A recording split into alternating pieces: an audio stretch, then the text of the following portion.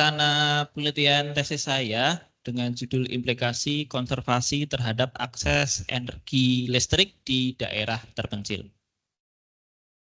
Nah, mengapa saya mengambil penelitian ini? Saya coba elaborasi pengalaman-pengalaman saya dari lulusan pendidikan saya, dan kemudian saya juga sempat bekerja di NGO lingkungan Institut Hijau Indonesia yang kebetulan fokus bergerak di bidang pendidikan lingkungan, terutama masalah global warming.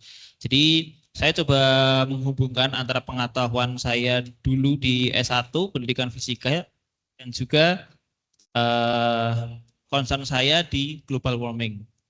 Nah, kemudian dengan bantuan Fast Viewer, saya coba menvisualisasikan kira-kira topik apa yang mempunyai hubungan cukup menarik, dan saya mendapatkan pengaruh konservasi terhadap energi listrik. Mengapa seperti itu? Jarang sekali penelitian yang membahas mengenai dampak dari konservasi terhadap akses energi listrik. Rata-rata energi listrik dikaitkan dengan sumber daya air, tidak menyeluruh di bidang konservasi. Penelitian ini saya awali dari sebuah keresahan mengenai global warming. Sejak tahun 1900 mungkin global warming hanya seperti isu atau mitos belaka. Namun di tahun-tahun belakangan ini bencana iklim karena global warming sudah sangat terasa. Coral bleaching, kemudian kenaikan muka air laut, dan iklim yang tidak menentu. Indonesia sendiri di hadapan internasional juga berkomitmen untuk menurunkan emisinya, tertera di Paris Agreement di COP27 mengatakan bahwa Indonesia akan menurunkan emisinya sebesar 26% dengan usaha sendiri dan 41% dengan bantuan internasional. Paris Agreement ini juga diratifikasi dalam Undang-Undang Nomor 16 Tahun 2016. Artinya Indonesia sendiri mempunyai komitmen nyata terhadap mitigasi untuk global warming. Nah, Indonesia sendiri menyumbang emisi gas rumah kaca paling besar itu pada sektor energi dan juga kehutanan, menyumbang kurang lebih 50% emisi karbon yang ada di Indonesia. Padahal antara hutan dan juga energi ini harusnya mempunyai kolaborasi yang bisa menghasilkan siklus hubungan timbal balik yang berkelanjutan, di mana hutan mempunyai fungsi tata kelola air, dan air merupakan sumber yang bisa dimaksimalkan atau bisa digunakan untuk menghasilkan energi listrik. Nah, dengan menjaga kondisi hutan, kondisi ekologis hutan, maka sumber air juga akan terjaga, yang di mana sumber air ini bisa dimanfaatkan untuk pembangkit energi listrik. Nah, namun faktanya daerah-daerah terpencil yang mempunyai akses debit air cukup banyak justru adalah daerah-daerah yang mempunyai akses energi listrik yang cukup sulit. Saya pernah ke daerah Peromasan, di sana di bawah kaki Gunung Ungaran, di mana desa Peromasan itu mempunyai debit air yang cukup besar, namun akses energi listrik di sana cukup terbatas. Yang seharusnya energi mekanik dari air ini bisa dimanfaatkan menjadi energi listrik. Nah, atas keresahan itulah saya coba mengulik kira-kira potensi konservasi apa saja yang nantinya itu bisa menjadi potensi untuk energi listrik.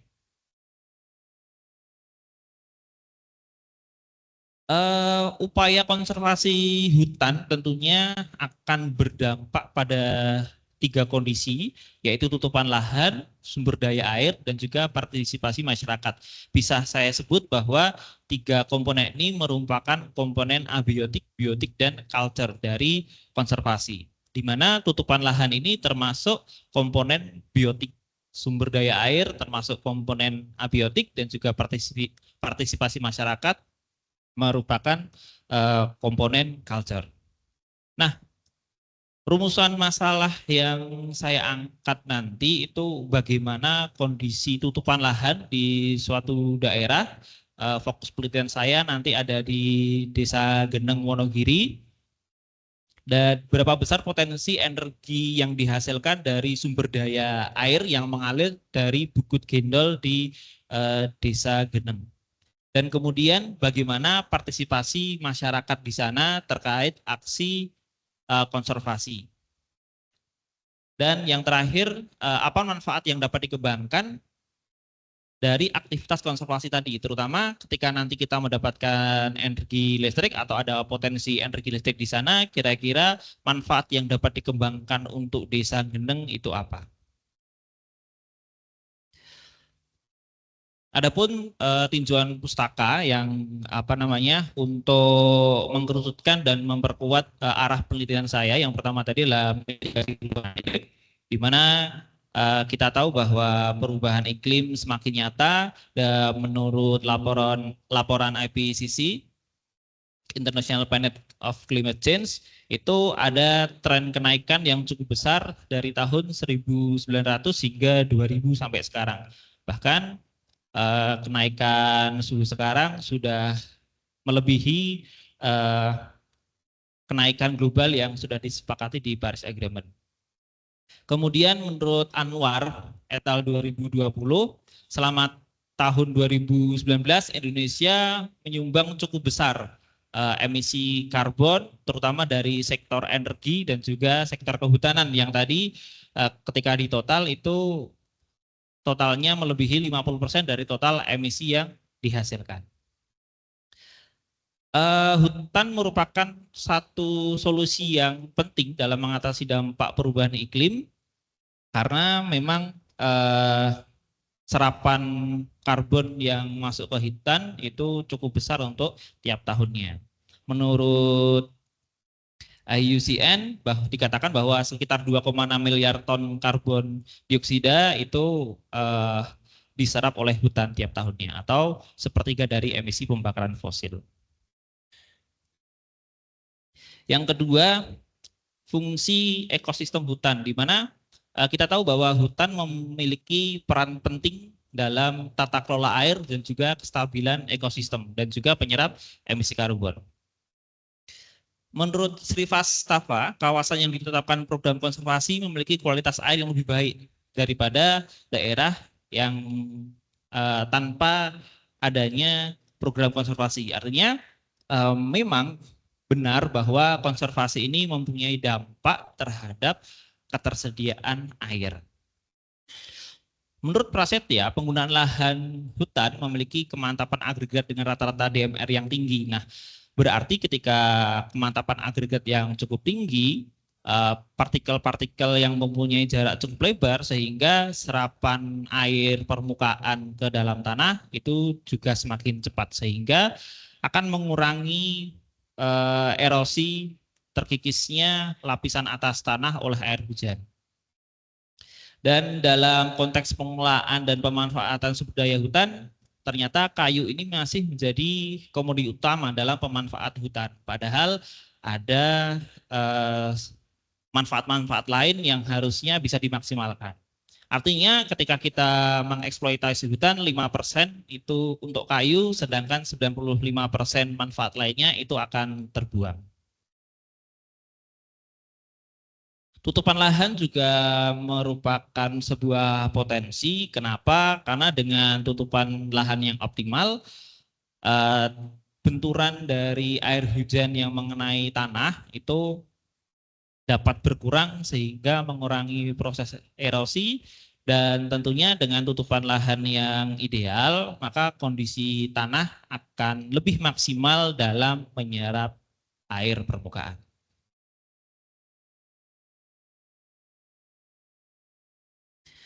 Sumber daya air ini merupakan komponen yang cukup penting dalam kehidupan. Bahkan sekarang di beberapa wilayah harga air jauh melebihi harga minyak. Dan air sendiri itu tidak hanya bermanfaat untuk masyarakat sekitar hutan. Dimanapun air mengalir, disitulah manfaat air bisa dirasakan. Menurut Santosa, ini air sudah menjadi sebuah komoditas yang diperjualbelikan, bahkan di beberapa daerah harga air melebihi harga minyak. Kemudian menurut Wilda Rusianita Ningrum, setelah dilakukan pengelolaan sumber daya air oleh pemerintah desa, tidak lagi dirasakan kekurangan air. Manfaat air dapat dirasakan semua lapis masyarakat. Artinya pemanfaatan air ini tidak hanya dirasakan oleh golongan-golongan tertentu, tapi semua masyarakat ini bisa merasakannya. Dalam penelitian Wilda, pemanfaatan sumber daya air itu untuk warga, untuk kebutuhan mencuci dan lain-lain, untuk kebutuhan beribadah di musola dan juga di masjid, serta kebutuhan para pengusaha untuk mencuci ataupun memanfaatkan air dalam pengembangan usaha mereka.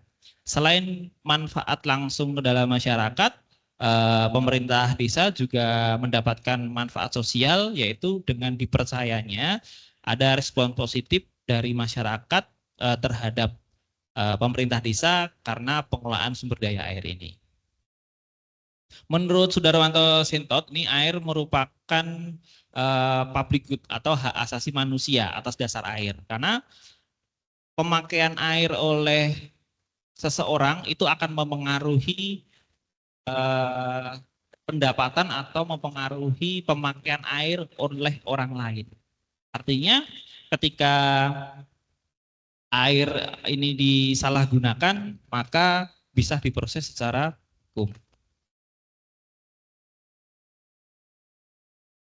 Nah, kemudian dari sumber daya air yang bisa dimanfaatkan tadi, untuk daerah-daerah terpencil akan lebih tepat ketika digunakan pembangkit listrik tenaga mikrohidro. Karena PLTMH ini sangat cocok untuk masyarakat pedesaan yang berada dalam wilayah yang sulit terhubung dengan akses utama listrik. Karena sistem PLTMH ini cukup ramah lingkungan dan juga tidak begitu membutuhkan debit yang besar, maka PLTMH ini bisa diaplikasikan di wilayah-wilayah yang terpencil. Menurut PAIS, dengan pengoperasian sistem dengan skala yang kecil membuat PLTMH ini memerlukan sedikit modifikasi terhadap lingkungan. Artinya dampak ke lingkungannya cukup kecil sehingga sistem mikrohidro ini dapat bekerja dengan tetap mempertahankan kelestarian ekosistem lokalnya. Menurut Abasi bahwa PLTMH ini juga memiliki beberapa tantangan, yaitu mempunyai ketergantungan terhadap kontinuitas air. Artinya ketika di musim kemarau kondisi air tidak mencukupi, maka ketersediaan energi listrik juga akan ikut berkurang. Nah, dan juga ketika kondisi kering berkepanjangan, maka PLTMH ini juga tidak bisa beroperasi. Artinya sangat bergantung terhadap kontinuitas air. Nah, kemudian potensi terkait partisipasi masyarakat. Partisipasi masyarakat ini akan memaksimalkan kegiatan konservasi karena ketika masyarakat ikut terlibat dalam suatu proses konservasi yang dimana proses konservasi itu juga mempunyai dampak positif terhadap mereka, maka tentunya program dan juga dalam mengelola hutan ini juga akan semakin maksimal begitu. Nah, menurut Hastuti ada sebuah komunitas adat dari Kabupaten Malinau di Kalimantan Utara yang bernama Komunitas Punan Adiu yang memposisikan hutan itu sebagai air susu ibu mereka. Nah, dengan seperti itu, maka masyarakat akan selalu mengusahakan pelestarian hutan sampai lintas generasi. Jadi partisipasi masyarakat ini punya dampak yang cukup signifikan terhadap keberlangsungan konservasi hutan. Nah, seiring dengan perkembangnya zaman, partisipasi tidak hanya berkaitan dengan keikutsertaan secara langsung, namun di era digital ini partisipasi lebih berkembang, semua orang dapat ikut berpartisipasi tanpa terjun langsung ke tempat yang yang dilakukan konservasi begitu. Menurut Janskin ini, budaya partisipasi merupakan gabungan antara serapan budaya dan respons seseorang karena adanya teknologi dan juga media baru. Yang tadinya seseorang ketika berpartisipasi harus ikut terjun langsung, tapi dengan adanya media sosial, dia bisa merepost, kemudian dia bisa membuat konten sendiri, dan di situ termasuk juga ke dalam partisipasi. Belakangan ini budaya partisipasi cukup terlihat seperti pada kasus Tom Lembong yang kita harusnya tidak bisa ikut berpartisipasi karena lokasi yang jauh, kemudian bidangnya juga berbeda, namun dengan adanya era digital ini semua masyarakat, semua lapisan masyarakat itu dapat ikut berpartisipasi dalam kasus Tom Lembong, diangkat di media sosial, membuat fanbase-nya, sehingga ada perbaikan-perbaikan di dalam kasus Tom Lembong begitu. Nah, banyak contoh lain dalam budaya partisipasi ini. Ketika dulu ISIS mulai kalau contohnya yang untuk ini Bahasa Diman berarti Pak, nanti setelah ini Pak. Nah, untuk contoh yang dikonservasi salah satunya Bahasa Diman ini yang sebenarnya banyak sekali tokoh-tokoh yang melakukan upaya konservasi, namun tokoh yang cukup terkenal itu seperti Bahasa Diman, di mana Bahasa Diman ini dia melakukan konservasi dengan biaya sendiri, bahkan dulu sempat dicap gila karena menukar kambingnya untuk ditukar dengan bibit beringin. Nah, namun usaha Bahasa Diman tidak sia-sia, bisa diangkat media dan semakin banyak masyarakat yang ikut berpartisipasi, tidak hanya secara langsung melakukan konservasi di Desa Geneng, tapi juga ikut men-share, mengundang dalam podcast sehingga konservasi yang dilakukan Bahasa Diman dapat terangkat, semua orang tahu, dan kemudian ada banyak bantuan terutama untuk Bahasa Diman dan juga usaha konservasi yang terjadi di Desa Geneng. Dan ini merupakan sebuah potensi. Nah, di Dusun Dali, Desa Geneng, di ujung dari Wonogiri, ini ada sebuah desa berada di bawah Bukit Gendol, di mana desa ini mengalami kekeringan.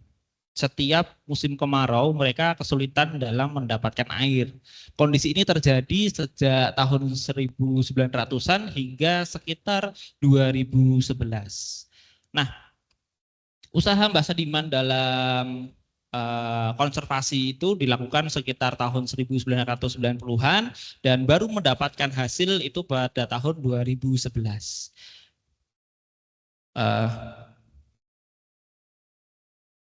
Nah, untuk tujuan penelitian ini, yang pertama menganalisa kondisi tutupan lahan, untuk yang kedua menganalisa besar debit, yang ketiga menganalisa partisipasi masyarakat yang terjadi di Desa Geneng, yang keempat menganalisa manfaat lanjutan dari potensi konservasi di Dusun Dali Desa Geneng.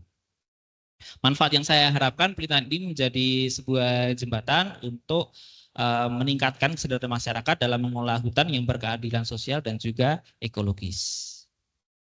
Nah, untuk metode penelitian saya, karena saya melibatkan 3 dimensi, yaitu abiotik, biotik, dan culture, maka saya menggunakan metode campuran, di mana nanti untuk komponen abiotik dengan variabel debit, saya menggunakan studi lapangan, berarti di sini nanti saya menggunakan metode kuantitatif, pengukuran secara langsung. Dan untuk biotik, tutupan lahan saya dapatkan dari data sekunder, dari citra satelit yang kemudian saya olah dengan ArcGIS. Dan untuk culture, saya dapatkan dari proses wawancara. Berikut kerangka berpikir saya dari isu global warming, kemudian bagaimana cara untuk memitigasinya, antara lain ada konservasi dan juga rehabilitasi hutan, yang dimana konservasi dan rehabilitasi hutan ini akan mendapatkan potensi tutupan lahan dan juga potensi sumber daya air, yang dimana ketika potensi sumber daya air ini bisa kita kolaborasikan, maka potensi sumber energi mikrohidro kemungkinan dapat terwujud di Desa Geneng, yang nanti potensi energi listrik dari mikrohidro ini dapat dimanfaatkan untuk apa namanya manfaat-manfaat lain, sehingga arah penelitian saya membuat sebuah permodelan dalam pemanfaatan PLTMH berbasis konservasi hutan yang berkelanjutan. Terima kasih. Bismillahirrahmanirrahim. Assalamualaikum warahmatullahi wabarakatuh.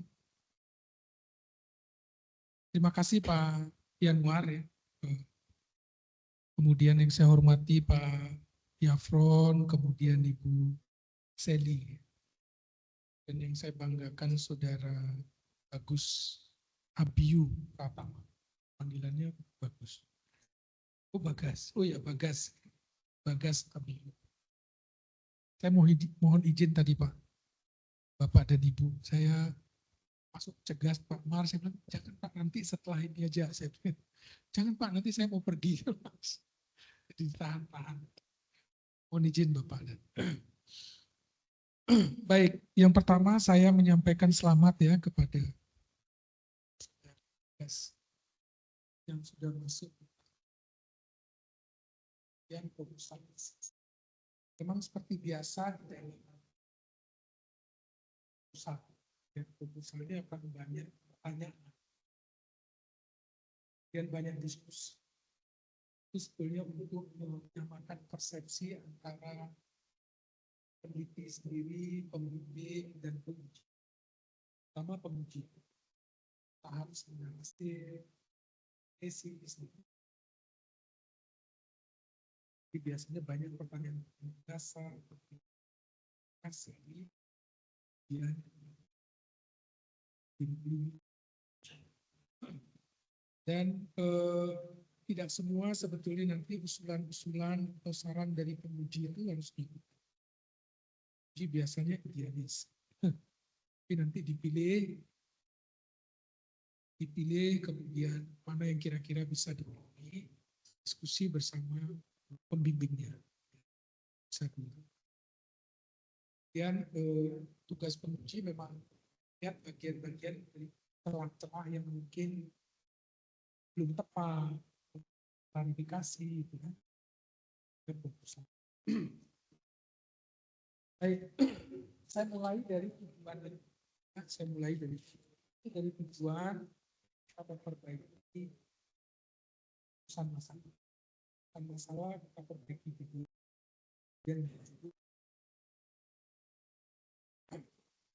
diagram alir apa nanti ada di sana.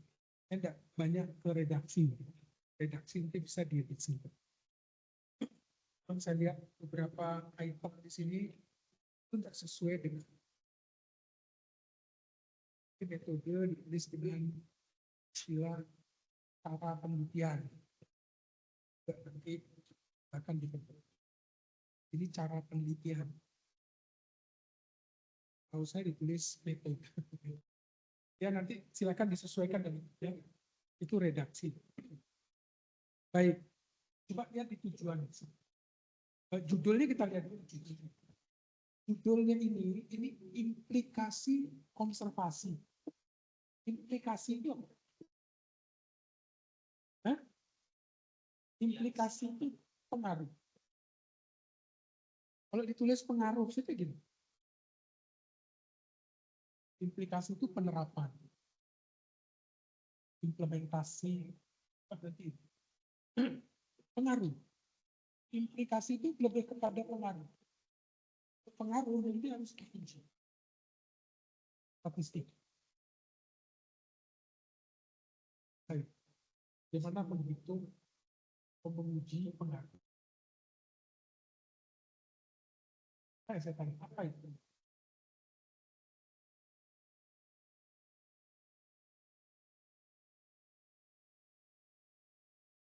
Nanti dilihat lagi apa implikasi.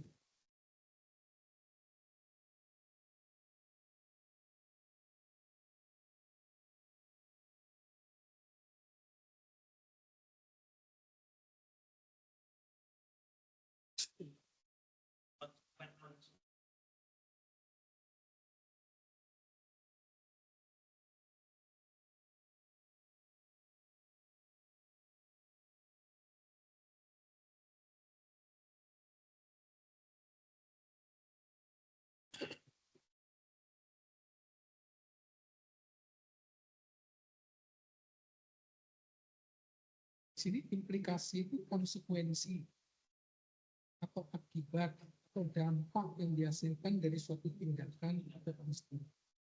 Yang mana mau dipakai? Atau konsekuensi, atau dampak?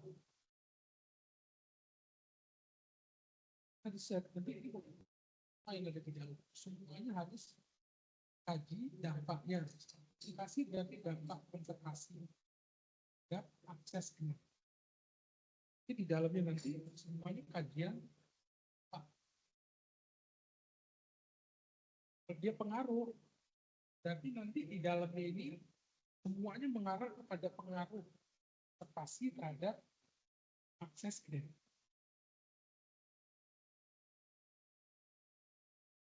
Apa implikasi yang harus itu yang perlu duduk dulu.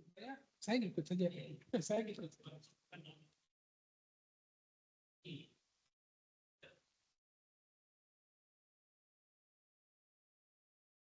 Kita coba terus apa itu implikasi apa?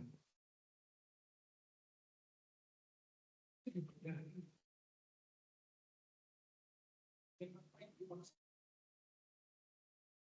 ini konsentrasi pas. Kita cari di tujuan. Kita cari di tujuan ini pasti juga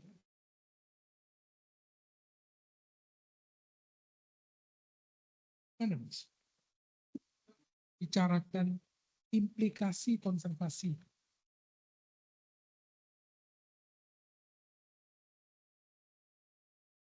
Kelihatan enggak? Tujuan 1 menganalisis tutupan lahan. 2 menganalisis besar debit aliran. 3 menganalisis partisipasi masyarakat. 4 menganalisis manfaat lanjut. Daerah konservasi yang sudah sukses partisipasi masyarakat bagus. Dan sumber air sudah mulai konsisten pada ekonomi.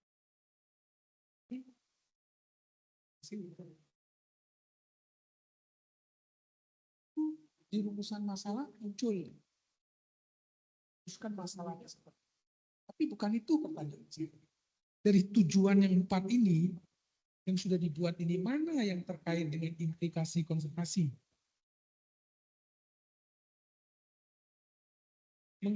Menganalisis besar. Lain. Ini menganalisis besar debit. Sudah ada rumusnya saya lihat di dalam. Berarti debitnya sekian. Kemudian potensi energinya sekian. Ya, mana implikasi konservasinya?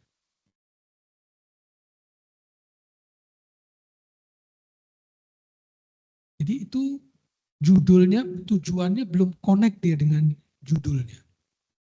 Nanti mungkin dimulai dari tujuan, dirapikan tujuannya, kemudian judulnya nanti disesuaikan dengan judulnya menyesuaikan tujuan. Ya. Kalau dari tema sudah bagus. Temanya sudah bagus, cuma tinggal penulisannya saja. Kalau yang saya tangkap dari selama berarti kemudian tujuan pertama juga kita lihat. Tampil bisa ada tujuan. Tujuan, ini tujuannya ya. Kita lihat dulu tujuan yang pertama. Menganalisis kondisi tutupan lahan. Tutupan lahan atau hutan? Tutupan hutan atau tutupan lahan? Tutupan lahan itu land cover, objek yang menutupi lahan. Contohnya, tutupan lahan sama penggunaan lahan beda. Tutupan lahan itu air, lahan terbangun, vegetasi. Itu tutupan lahan. Kalau penggunaan lahan, tutupan lahan, lahan terbangun, itu bisa pemukiman, bisa industri, bisa banyak penggunaan lahan. Kemudian kalau tutupan lahan vegetasi, air, tutupan lahannya air. Penggunaan lahan, fungsi. Penggunaan lahannya bisa sawah yang berair, bisa danau, bisa sungai, sawah, bisa rawa yang lahan ini lain dengan tutupan lahan. Lain juga dengan tutupan hutan. Kalau tutupan hutan, bicara tutupan hutan, dia bicara kerapatannya. Atau ini bukan sekunder, bukan primer, kerapatan tinggi, kerapatan sedang, apa sebetulnya yang mau dicari?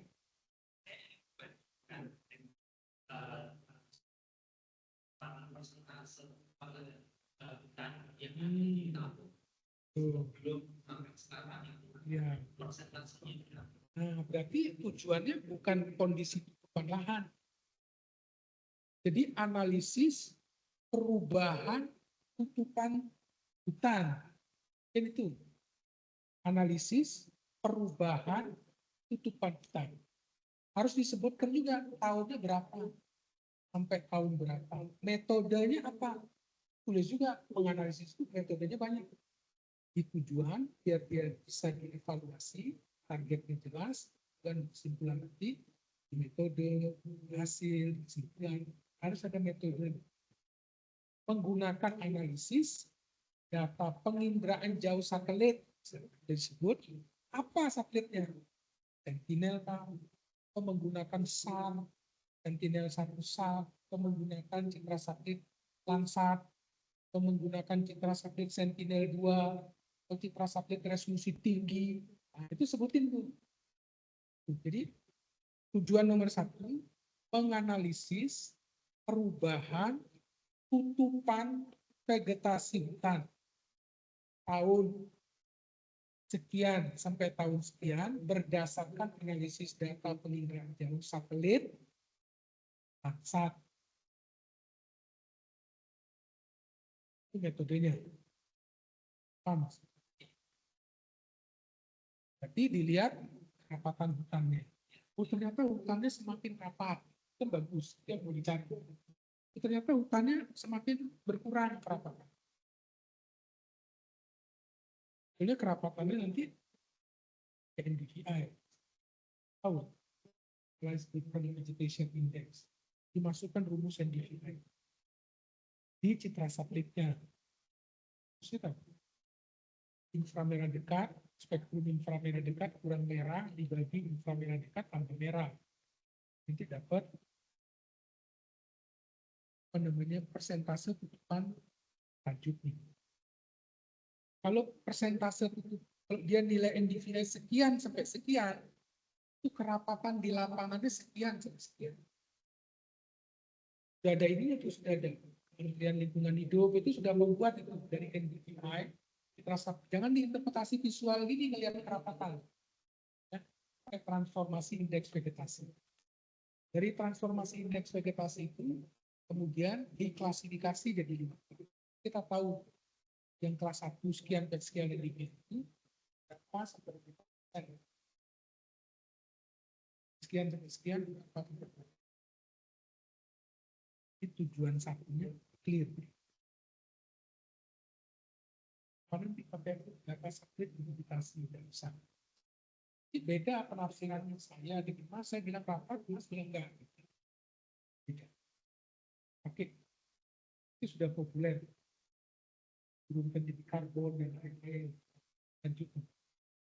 Berarti nomor 1 sudah jelas tujuan nomor 1. Sekarang tujuan nomor 2. Menganalisis debit aliran dan besar potensi energi. Ini dianalisis atau dihitung?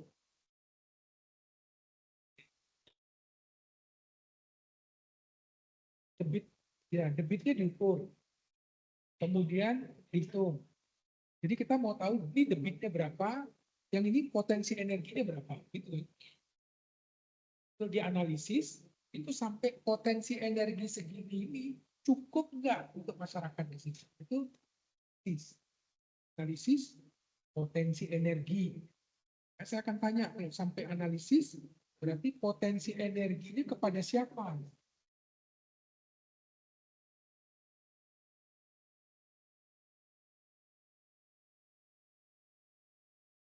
Maaf Mas Bagas, bisa pakai mic nggak kedengeran suaranya, yang kedengeran cuma suaranya Pak Helmi. Oke, maaf Bu Sally.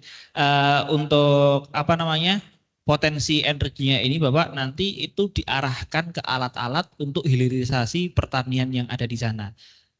Jadi arahnya bagaimana potensi ini tidak untuk menerangi seluruh desa, tapi bisa nggak dimanfaatkan untuk memaksimalkan pertanian dan juga peternakan di sana. Jadi seperti raster kopi seperti itu. Kebetulan di sana kan juga untuk industri. Lebih spesifik, sehingga kebutuhan energinya itu energi yang dihasilkan ini dihitung enggak nih, karena hanya 10%. Solusinya gitu, jangan meninggalkan masalah, lebih terarah. Jadi tetap menganalisis atau menghitung saja. Menganalisis debit. Kalau potensi energi ini debit pasti jadi dasar. Iya. Debit itu tidak usah dihitung. Oh. Tidak usah dimasukkan dalam jumlah itu. Baik. Melakukan analisis potensi energi dari kita kan harus tahu potensi energi ini, potensi energi listrik. Pakai mikrohidro. Pakai mikrohidro atau pakai apa? Mikrohidro Bapak. Masuk. Nah, potensi listrik ini kan banyak nih. Mikrohidro melakukan analisis atau menganalisis potensi energi listrik dari mikrohidro, ya kan? Mikrohidro itu pasti sumber air dan ini kecil untuk memenuhi kebutuhan industri pertanian. Di lokasi kan itu dimasukkan, dia terarah. Karena kalau potensi energi analisis dia harus sampai ini mau dipakai untuk apa? Dari yang dibutuhkan dengan yang ada ini cukup atau tidak? Nah, kurang mau diapain? Nah, makanya saran saya tadi, saya bilang tadi di awal, tidak semua saran nanti bisa digunakan. Baik Bapak. Saya, ini idealnya gitu karena saya melihat dari masing-masing tujuan. Saya juga tujuan tidak perlu. Saya cuma mau lihat implikasi dari konservasinya saja. Ini hitung-hitung energi ini tidak usah. Yang mau kita lihat ini implikasi dari konservasi. Kalau buku tani sekian, energi sekian. Kemudian kalau tahun sekian, 4% itu tani sekian,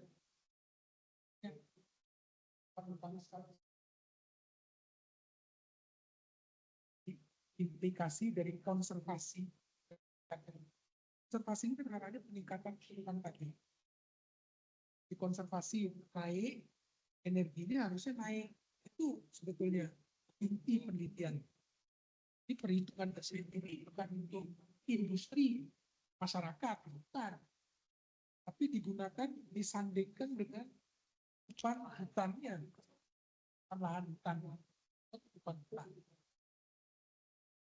Ada nggak terkait implikasinya? Ternyata tutupan hutan tidak ada hubungannya dengan energi listrik. Nah, itu nanti jadi pertanyaan. Ya kan? Iya. Situ sebetulnya lari. Bukan ke hitung energi untuk industri pertanian masyarakat. Lain lagi kan? Pesan lain. Tapi kalau mau diteliti, nanti bisa lebih jauh. Makanya dengan kalimat ini lari kemana-mana. Jadi kita harus dudukkan ini yang mana. Kemudian yang ketiga, menganalisis. Analisa atau analisis. Nanti lihat di kampus besar bahasa Indonesia. Betul itu analisis. Bahasa Inggrisnya analysis. Tapi bahasa Indonesia jadi analisis. Kan analisis. Nah, nanti lihat ya. Menganalisis partisipasi masyarakat terhadap upaya pengelolaan hutan. Pertanyaannya, apakah masyarakat mengelola hutan? Bahasa Diman. Hutannya hutan milik siapa? Perhutani. Perhutani. Apa masyarakat mengelola hutan perhutani? Sebagian iya untuk pertanian. Pemanfaatan iya. Bukan. Ke petani. Oh. Iya toh? Kalau masyarakat mengelola baik, memanfaatkan ya, ini bukan mengelola. Jadi analisa parti ini juga tidak terkait dengan konservasi tadi. Seharusnya partisipasi masyarakat ini jangan diarahkan ke pengelolaan hutan, tapi partisipasi masyarakat ini diarahkan kepada konservasi hutan. Kenapa? Karena risetnya konservasi. Nah, karena risetnya adalah implikasi konservasi. Jadi bukan pengelolaan hutan. Terlalu umum. Kalau pengelolaan hutan yang harus dibahas empat. Satu, perencanaannya harus dibahas. Dua, pemanfaatannya dibahas. Undang-undang arti pengelolaan. Terus pengawasan dan pengendalian dibahas. Terakhir, penegakan hukum. Itu harus dibahas juga kalau bicara pengelolaan. Itu cuma perencanaan, bukan pengelolaan. Pemanfaatan, bukan pengelolaan. Dia harus empat. Saya ngerti maksudnya. Pemanfaatan. Sekarang arahkan bagaimana partisipasi masyarakat ini terhadap konservasi hutan. Apakah pemanfaatannya dia ini pelindung hutan, atau pemanfaatannya dia ini justru merusak hutan? Itu Pak Jafron paham. Ya, itu apa namanya, kesana larinya. Saran saya gitu. Ya, ya, jangan ke arah pengelolaan hutan. Karena masyarakat nggak berwenang. Yang mengelola apalagi hutannya HTI ya, hutan tanaman industri. Itu perhutani ya. Hutan lindung atau HTI? Hutan jati atau hutan Hutan alam. Hutan alam. Iya. Punya perhutani. Iya, kalau jenis hutannya hutan apa saya kurang paham, Mbak. Cuman di situ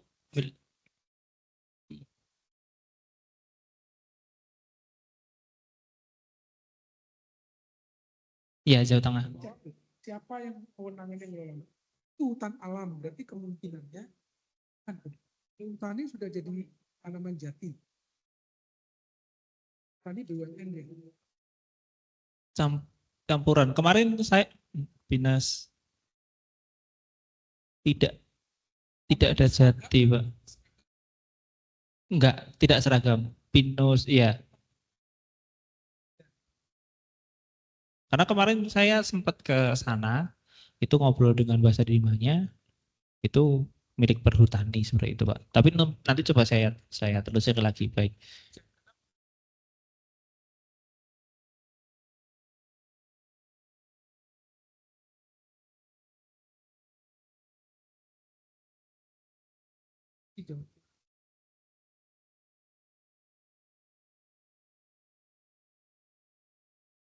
Dan juga di perairan laut ini diambil karena undang-undang nanti dicek. Tapi saran saya, Wonogiri, Bapak.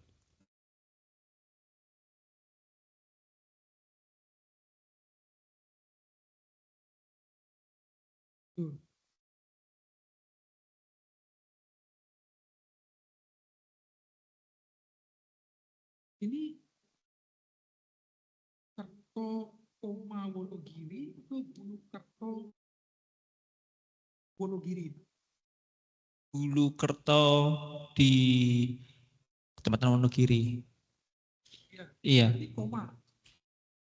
Geneng, Desa Geneng Bulu Kerto Wonogiri atau Desa Geneng Bulu Kerto Kecamatan Wonogiri. Kecamatan Wonogiri.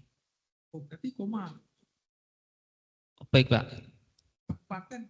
Kabupaten. Kabupaten Wonogiri. Ini buat dengan desa langsung kabupaten.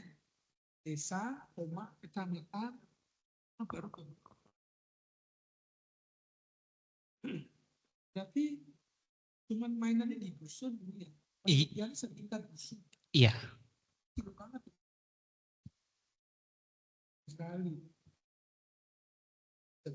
Yang data penginderaan jauh ini susah jadi harus resolusi tinggi. iya.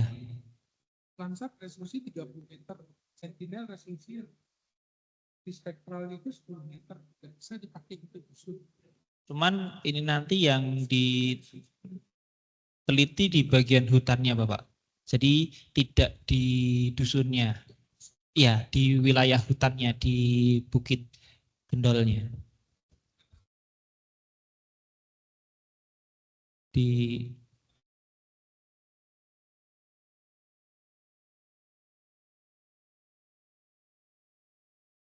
daerah aliran sungai. Iya.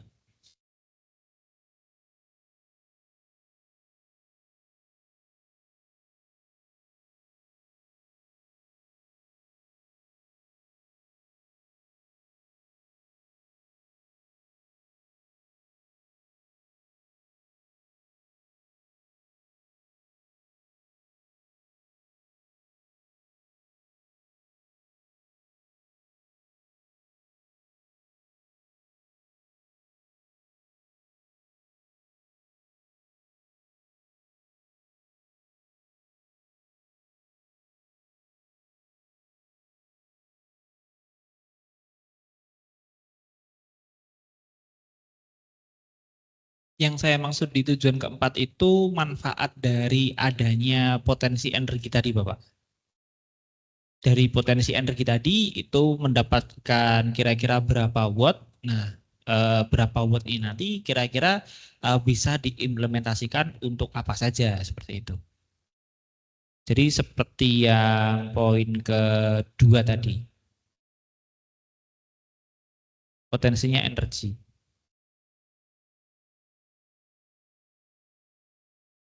Iya, potensi energi.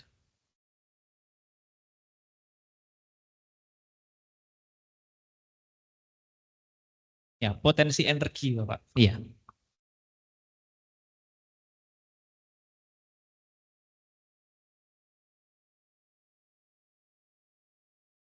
Energi.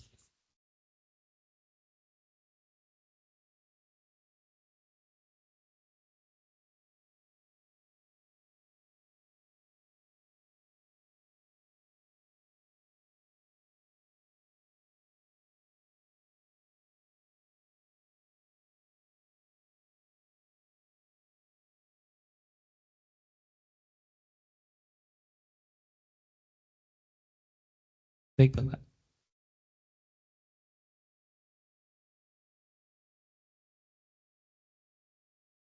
Sepertinya malah bukan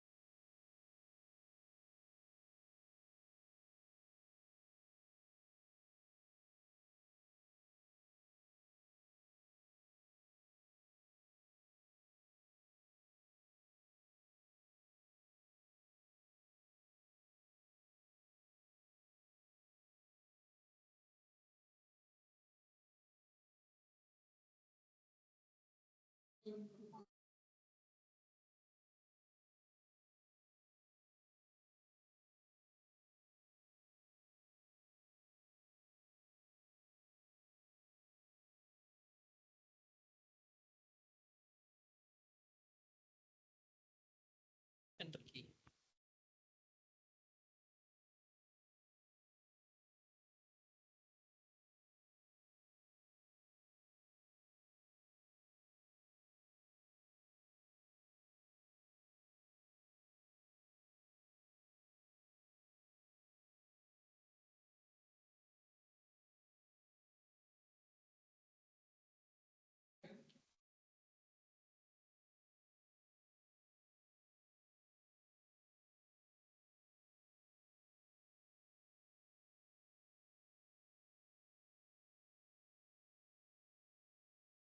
Gus Has, maaf suaranya nggak kedengeran semua. Ya, kalau besar potensi hanya urus saja. Tapi ke sini tujuan penelitiannya kan menganalisis. Jadi bagaimana potensi energi, jadi tidak cuma besar. Bagaimana potensi itu apa namanya terkait dengan persentase tutupan Baik, Pak. itu akan kedapatan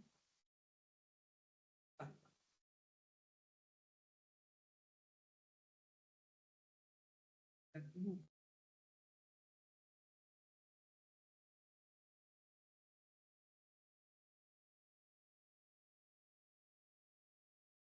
Tiap tahun ini terdapat tren yang meningkat. Dan energi mikrohidro yang dihasilkan dari situ dihitung di setiap tahun dengan tahunnya,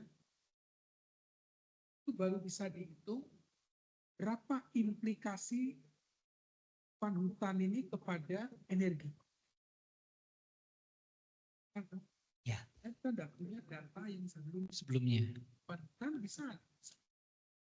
Tapi energi ini mau diterusin implikasi. Sepertinya arahnya bukan lebih ke implikasi, Pak, kan di dalam penelitian saya arahnya itu tadi bagaimana potensi ini bisa menghasilkan sebuah iya. Jangan bisa.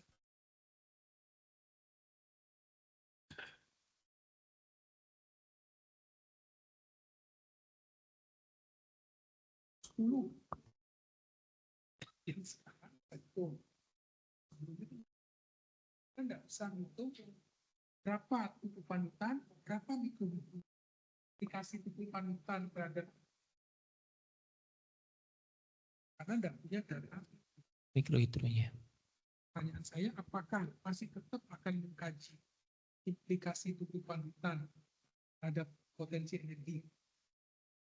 Sepertinya tidak, Pak. Iya. Nanti dirubah di sini. Baik. Terus angkat mikrohidro, karena secara Bagas tidak melakukan pembangkit yang air selain Mikrohidro.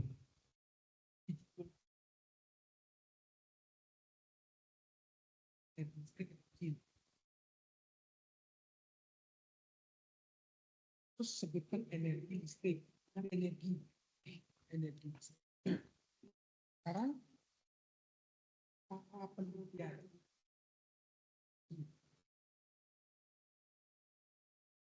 Cara penelitian. Berarti kalau dia lokasi kajiannya cuma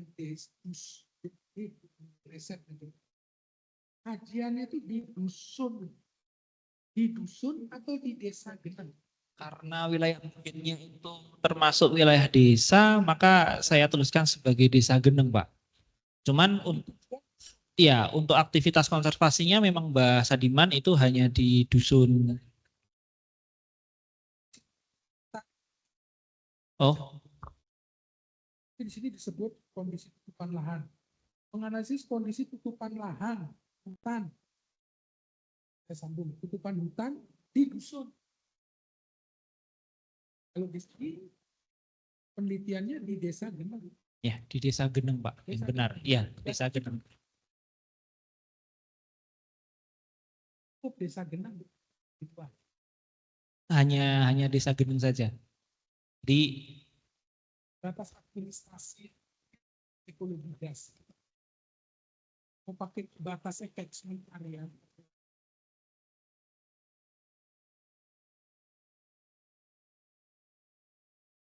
batas administrasi karena kebetulan untuk catchment areanya itu juga berada di satu wilayah. Ya, Daerah tangkap air, catchment iya. gas. Administrasinya cuma sebagian itu. Kali ini pas. Karena airnya di sini tergantung dari tutupan yang di sini. Iya. Itu kan? Iya. Jadi batasnya kalau saran saya pakai batas ekologi. Batas catchment area. Daerah tangkapan hujan yang airnya keluar dari situ. Yang sumber airnya itu kan tangkapan hujan. Tangkapan hujan. Maka hutan yang dikaji di situ tutupan di catchment itu. Kalau batas administrasi tidak sama dengan batas yang belum tentu sama. Ya. Silakan kok pakai tetap Pak administrasi yang apa? Ini kan cuma konfirmasi penguji. Ya ikut.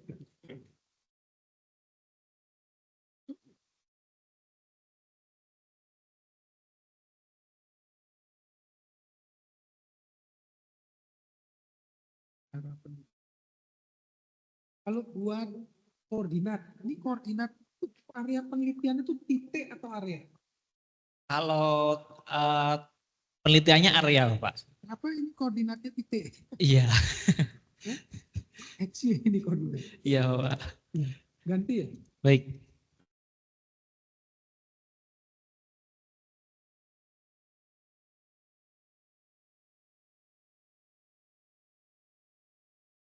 Kalau di sini sudah dibuat metode pengumpulan datanya melalui wawancara.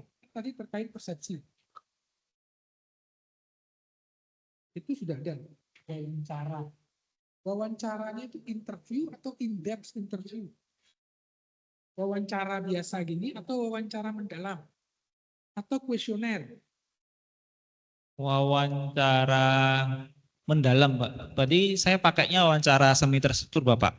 Masuknya berarti yang mendalam. Oke, in-depth interview. Kalau pakai kuesioner, nanti bisa jadi jawabannya gini. 95 responden menyatakan setuju bahwa bla bla bla. Bisa buat kuesioner. Karena kita tahu, karena 100 orang atau 50 orang. 95%. Hanya 30% responden yang menyatakan tidak setuju. Responden menyatakan berpendapat bahwa ini bisa dihitung kalau kuesioner. Tapi kalau wawancara dia terbuka. Ya, wawancara. Wawancara saja. Pertanyaannya, apakah wawancara di sini analisa partisipasi masyarakat?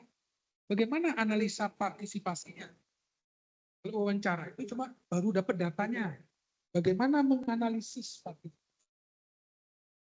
Jadi nanti coba ketika setelah wawancara, saya coba kategorisasikan. Oh, Metode analisisnya apa? baik. Di wawancara kan dapat data. Bagaimana? Apa metode yang digunakan untuk partisipasi? Analisis partisipasi masyarakat.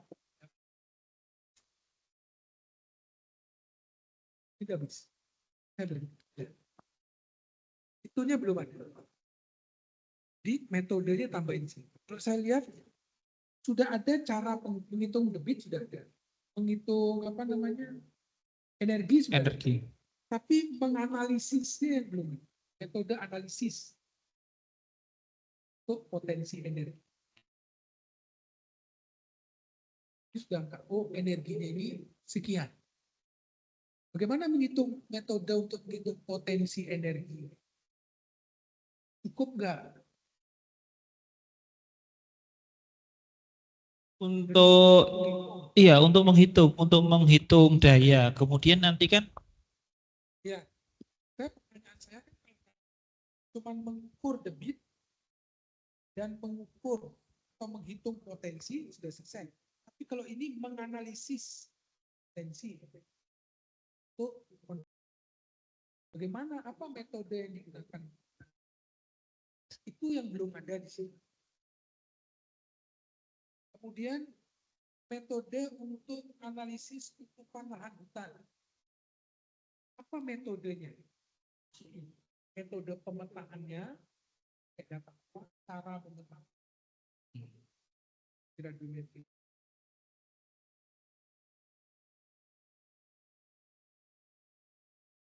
Dapat tahu bagaimana tren perubahannya. Ini masuk. Jadi itu menganalisis manfaat lanjutan. Apa metode analisis? Metode, berbikin metode, tidak ditulis citasinya. Di sini banyak yang metode tidak ada citasi. Itu dikira metodenya karang sendiri. Kinan sendiri. Ditulis citasinya. Baik. Terus diagram alir. Ada enggak? Belum ada diagram alir proses pengolahan. Belum, Pak. Karena itu yang penting. Di sini ada diagram alir kerangka pikir.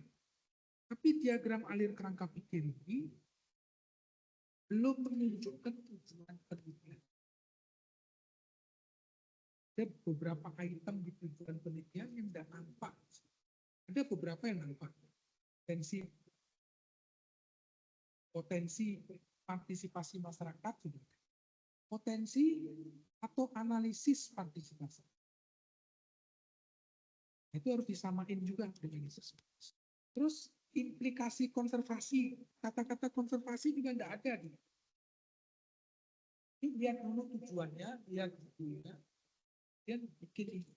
Tangkap ini. Semua kalimat-kalimat terrepresentasi di sini. Ada bagian itu. Seperti misalnya kalau ini terakhir model pemanfaatan. Tujuan ada enggak model pemanfaatan? Tidak, Pak.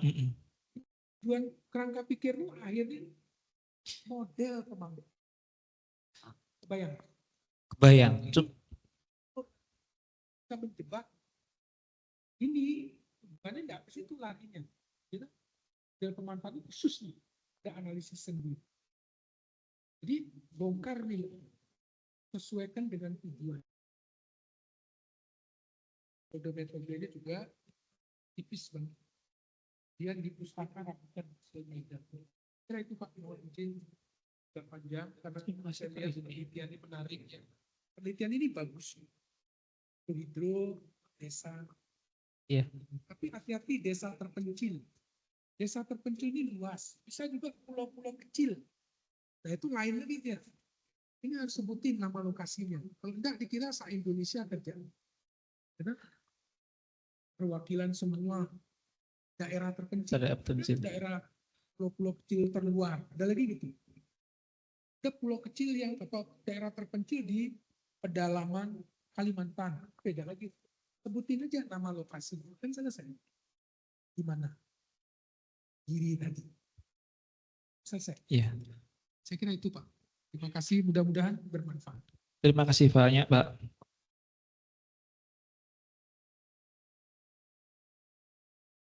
Oke,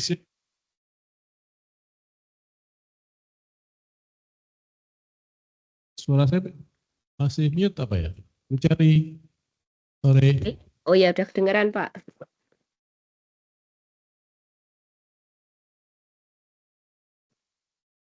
Suaranya Mas Bagas kayak enggak kedengaran. Halo Bu Jali. Oke, sudah.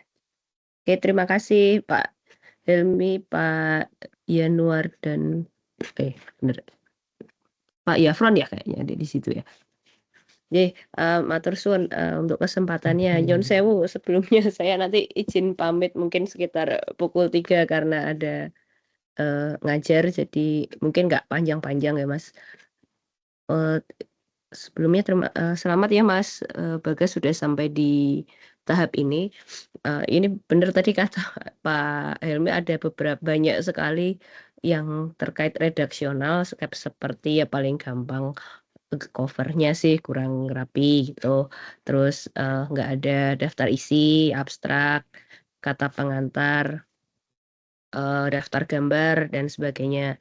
Terus kemudian karena ini banyak istilah ya Mas, jadi ditambahin satu lagi itu namanya nomenklatur kalau bahasa Inggris bahasa Indonesianya pokoknya itu daftar istilah misalnya ada singkatan ini GRK gas rumah kaca kemudian MPV monitoring pelaporan verifikasi jadi ada satu halaman khusus yang menjelaskan singkatan-singkatan gitu terus tadi yang sepertinya sudah banyak dikomentari oleh Pak Hilmi terutama di formulasi masalah kalau ini bahasanya ya ini yang lainnya bahasanya rumusan masalah kalau saya bilangnya pertanyaan penelitian kemudian ini ada tujuan juga kemudian yang saya kurang paham itu adalah di metodologi sebenarnya itu agak berantakan di situ karena gini ya gampangannya ini kan kalau yang saat ini milik Mas Bagas ini kan ada 1, 2, 3, 4 pertanyaan penelitian. Nah, saya sih paham dari presentasi tadi ingin mengcover semua unsur ABC, abiotik, biotik, dan culture. Cuman kalau memang kalau lingkungan ilmu lingkungan seperti itu ya. Hanya saja ini mau difokuskan di mana? Apakah di biotiknya atau di abiotiknya atau di culture-nya gitu. Nggak usah semua nggak masalah. Misalnya tadi kalau sudah disebutkan biotiknya itu konservasi hutan, abiotiknya debit air. Oh, bukan begitu. Kemudian culture-nya partisipasi masyarakat. Ya, partisipasi masyarakat itu bisa dihitung biotik dan abiotik juga gitu. Misalnya masyarakat itu kalau bisa kita anggap sebagai komponen biotik kalau kita melihatnya sebagai manusia untuk penelitian di kesehatan itu bisa kita lihat sebagai biotik. Tapi kalau kita lihat partisipasi masyarakat itu tidak hanya culture bisa jadi itu unsur abiotiknya itu sendiri. Jadi tidak perlu memaksakan harus ada ketiga ABC itu secara tangible. Yang intangible juga nggak apa-apa. Jadi nggak perlu memaksakan ada 4 ini ya. 4 pertanyaan. Kalau memang hanya yang dibutuhkan hanya 2 atau 1 nggak masalah. Kayak menurut saya nih, apa manfaat yang dapat dikembangkan dari konservasi yang terjadi di dusun dusun Dali Desa Geneng. Ini menurut saya ini jadinya nanti lebih ke implikasi atau saran dari penelitian ketimbang jadi pertanyaan utama gitu. Terus ini tadi bagaimana kondisi tutupan lahan. Nah, ini seperti yang sudah disampaikan tadi, ini mau didapatkan datanya dari mana? Dari misalnya dari pencitraan menggunakan satelit atau Anda mau menerbangkan drone sendiri untuk memetakan sendiri atau bagaimana? Itu baru data collection. Kemudian nanti mau dianalisa seperti apa gitu. Terus ini berapa besar potensi energi yang dihasilkan. Sama tadi yang sudah disampaikan ini lebih menghitung ya daripada menganalisa. Mungkin kalau menurut saya ini nggak usah disebutin di pertanyaan penelitian gitu. Karena karena tidak nyambung dengan yang berikutnya. Bagaimana partisipasi masyarakat. Jadi setelah kita ngomongin potensi energi terus apa hubungannya sama partisipasi masyarakat dalam menjaga dan mengelola hutan. Nah, ini nyambungnya kurang seamless, kurang indah gitu. Jadi kalau mau nggak usah dimunculkan di formulasi masalah, tapi nggak apa-apa kalau mau dibahas di pembahasan gitu. Karena kalau saya lihat nah ini juga nih laporannya nggak ada halamannya, jadi saya nggak bisa menunjukkan di halaman berapa. Tapi ada di sini yang misalnya tadi 3.3.1, 331. nggak tahu halaman berapa ini, kalau di PDF halaman 22. Potensi energi listrik. Nah, ini kan ada rumus, berarti itu kan mengukur ya, Mas. Jadi apakah perlu, benar-benar perlu dihitung seperti ini, gitu. Kemudian ini mohon untuk didiskusikan dengan pembimbing ya, menurut saya ini, ranah Anda dengan pembimbing ya, itu hak prerogatif Anda untuk, memilih masukan dari kami atau tidak, gitu. Kemudian ini rumusnya juga kurang tepat ya, Pak. Ini, rumusnya Q sama dengan V kali A. Ya memang benar kalau debit air ataupun debit fluida, air ataupun udara, memang rumusnya begini gitu. Terus, V kali A hanya saja ini kalau, eee, menggunakan pipa dan alirannya laminar. Laminar tuh alirannya, selalu sama, nggak turbulen. Sedangkan, air sungai ini kemungkinan kan air sungai ya, air sungai tuh kemungkinan flow-nya turbulen. Jadi rumusnya nggak seperti ini, gitu. Ini mungkin makanya kalau nggak mau menurut saya kalau nggak mau membahas ini, ya udah nggak usah dimasukin, nggak apa-apa, gitu. Karena yang menurut saya yang lebih menarik adalah partisipasi masyarakat, gitu. Seperti yang tadi ditanyakan, ini kan katanya hutannya perhutani ya. Memang bolehkah masyarakat, ikut Eee, punya andil di situ? Mohon, direspon Mas Bagas. Iya, kemarin waktu saya ngobrol dengan Mbah Sadiman itu memang dikatakan kalau di situ adalah hutan perhutani. Nah, cuman dalam praktiknya di sana masyarakat juga ikut dalam pemanfaatan hutannya. Sebagai contoh, daerah hutannya itu ditebar rumput gajah untuk pakan ternak dan juga di beberapa tempat itu ditanam kopi dan di sana pun meskipun itu lahan perhutani, tapi bagi masyarakat ada sejenis seperti hak milik. Jadi Mbah Sadiman pun ketika mengelola dan juga menanam beringin di sana itu juga membeli, ibaratnya bukan membeli ganti rugi dari lahan miliknya orang lain. Padahal di sana adalah lahannya perhutani. Seperti itu. Oke, itu kan untuk permasalahan, partisipasi warga terhadap, hutannya perhutani ya. Let's say mungkin itu apakah Anda ingin membahas tentang partisipasi masyarakat terhadap, hutan ini bagaimana Mas? Ya, jadi saya ingin membahas dengan adanya konservasi yang dilakukan oleh Mbak Sadiman kemarin, yang kemudian semua orang tahu itu, apakah masyarakat di sana itu juga ikut andil dalam proses konservasinya. Karena kalau dilihat dari daerah-daerah di sekitarnya, di desa Geneng itu di Bukit Gendol itu yang paling hijau. Untuk bukit-bukit samping-sampingnya itu sudah beralih fungsi menjadi ladang. Nah, di sana kemarin juga ada banyak komunitas yang terjun langsung juga untuk proses penanaman. Jadi dengan adanya sosok Mbah Sadiman ini ternyata ada tindakan konservasi di masyarakat di sana. Oke, itu untuk yang, masyarakat ya, untuk dimensi partisipasi masyarakat. Mungkin menurut saya, sorry, pertanyaan berikutnya. Terus mikrohidronya itu, mau gimana? Apakah itu sudah ada atau mau dipasang di sana atau gimana, Mas? Belum. Jadi hanya mengira-ngira, kira potensi yang dapat dihasilkan dari energi air yang ada di sana itu dengan mikrohidro itu kita bisa mendapatkan daya berapa. Sebelumnya pernah ada energi air juga, namun bukan mikrohidro dan tidak bertahan lama di sana. Oke, itu untuk yang energi ya. Nah, kembali lagi, tadi kan Anda bilang mau membahas tentang partisipasi masyarakat, kemudian ini ada mikrohidro.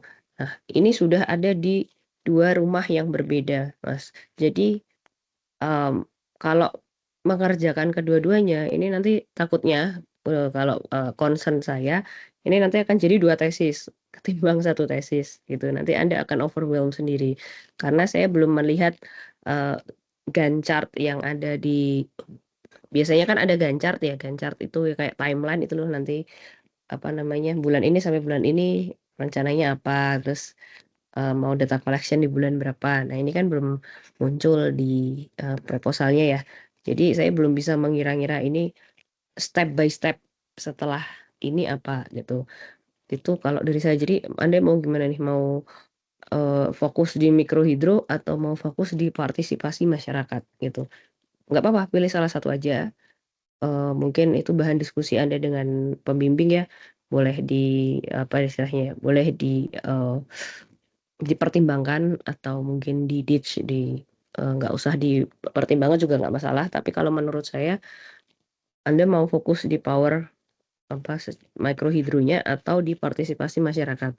Karena kalau kedua-duanya nanti terlalu lama timeline-nya. Jadi nanti Anda harus misalnya, oke saya udah punya nih mikrohidronya, katakanlah pinjem lah gitu nggak apa-apa. Terus dibawa ke sana, dipasang, dimonitoring, dihitung juga dan sebagainya. Oh ada potensinya sekian, udah itu satu selesai, udah kan udah selesai, ya udah segitu aja penelitiannya. Nanti Anda melakukan lagi yang partisipasi masyarakat. Nah itu kan jadi kayak ada 2 penelitian ya gitu. Jadi menurut saya tolong kembali lagi tadi seperti kata Pak Hilmi, kembali lagi ke tujuan tujuan penelitiannya, mau fokus di mana gitu. Misalnya mau fokus tadi legacy dari konservasi yang dilakukan oleh Mbak Sadiman ke depannya bagaimana. Kan teori partisipasi masyarakat itu banyak, ada Arnstein Leider, ada yang dari Anda tulis ada Jenkins, ada multi level perspektif, ada apalagi banyak pokoknya teori partisipasi masyarakat itu ada banyak nanti atau mungkin mau menggunakan game teori. Jadi banyak sekali yang bisa digunakan analisanya. Untuk data collection-nya bisa tadi mau in-depth in-depth interview atau FGD. Nah, kalau sudah dapat nanti analisanya gimana? Mau menggunakan teori Arnstein Ladder atau yang lain? Nah, itu yang dimaksud oleh Pak Hilmi, mau menggunakan kalkulator yang mana untuk menganalisa data yang Anda dapat gitu.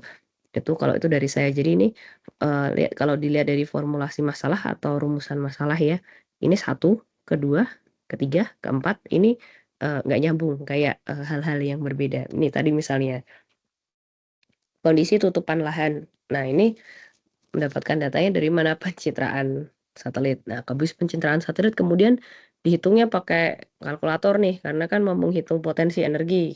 Ya kasarannya kan kita ngitung pakai kalkulator ya, pakai rumus gitu. Nah itu kan udah kurang nyambung nih gitu. Biasanya kalau mungkin yang lebih tahu Pak Helmi atau Pak Mar, kalau habis pencitraan satelit terus analisanya gimana sih? Nah itu. Tapi kalau melihat rumusan masalah Anda, habis pencitraan satelit kok analisa berikutnya adalah perhitungan fluida. Nah ini kan sudah ranah yang berbeda ya Mas gitu. Kemudian berikutnya lagi ganti lagi partisipasi masyarakat, tadi yang dari yang kuantitatif jadi kualitatif gitu. Kemudian apa manfaat yang dapat dikembangkan ini lebih masuk ke arah saran gitu ya. Nah kalau dari Mas Bagas sendiri hatinya di mana gitu? Ingin di konservasinya Mbak Sadiman, partisipasi masyarakat, atau apa tadi mikrohidro? Kalau dari Mas Bagas gimana? Kalau sebenarnya arah saya ke potensi mikrohidronya, cuman saya ingin coba melihat kondisi masyarakat di sana itu bagaimana terkait konservasi seperti itu. Sebenarnya kalau concern saya yang tidak begitu ingin saya masukkan justru malah yang tutupan lahan. Jadi saya hanya ingin melihat konservasi yang terjadi di Desa Geneng. Setelah adanya Mbah Sadiman itu seperti apa dan kemudian potensi sumber air di sana itu bagaimana. Karena untuk potensi sumber air ini kemunculannya juga saya dapatkan dari wawancara sebenarnya, ngobrol-ngobrol dengan teman-teman di Desa Geneng. Oke, itu berarti hasil dari wawancara. Kalau begitu, inginnya mikrohidro, ya sudah menurut saya Mas Bagas fokus saja di mikrohidro, nggak usah menyentuh konservasi. Maksudnya konservasinya hanya sebagai background atau motivasi dari Anda melakukan melakukan riset ini gitu. Kalau Anda membahas konservasi, kemudian membahas air, nanti akan menjadi apa ya istilahnya ya? Jadi kayak ya kalau tahu petis, tahunya digaya tempe masih enak sih. Misalnya pizza dikasih petis gitu kan kurang ya dua-duanya edible sih bisa dimakan, cuman kan kurang kurang cocok aja gitu loh Mas. Nggak tapi silahkan itu didiskusikan dengan dengan pembimbing. Anda ingin mengarah kemana? Jadi nanti ketika sudah masuk ke risetnya nggak istilahnya ya nggak bingung gitu loh, nggak tersesat karena kalau sudah ditentukan dari sekarang disempitin aja sekalian, diputuskan di sini atau diputuskan dengan pembimbing sekarang sekalian aja langsung disempitkan. Jadi Anda step berikutnya plan of action-nya lebih jelas karena kalau dari saya membaca proposal ini masih kemana-mana ya. Tapi kalau untuk bahkan termasuk tinjauan pustakanya gitu. Ya, ada tata kelola air, ada konservasi. Jadi masih banyak hal yang kayak kalau benang itu masih budet gitu loh Mas. Gitu ya kalau dari saya. Ya, terima kasih Bu Sally. Ya, sama-sama. Pak Jafar, Kalau jangan lama-lama. tidak lama. Saya izin pamit ya Pak itu nilai Terima sama kasih Bu Sally. Terima kasih Bu. nilai sama sarannya sudah saya masukkan ke Google Excel.